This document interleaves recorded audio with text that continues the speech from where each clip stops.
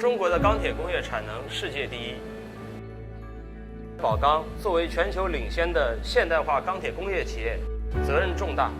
我叫黄志坚，宝钢热轧厂智能无人行车项目经理。2016年，宝钢决定以1580车间为示范，将6台行车全部改造成智能无人行车。施耐德电器在这个领域有了全球领先的全套解决方案和丰富经验，包括变频器、可编程控制器 PLC、开关以及 Flux 软件管理平台，对设备运行生产状态实现精确控制。加上施耐德电器专业的现场支持团队，从安装调试运行至今，我们把原有的操作人员全部撤掉，实现真正无人值守，大大降低了生产成本，无事故生产。同时，机械操作更加精准，对加钳磨损更小，生产效率大幅提升，行车自动化作业率达到98.5%。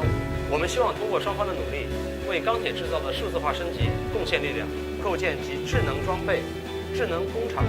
智能互联于一体的智慧制造体系。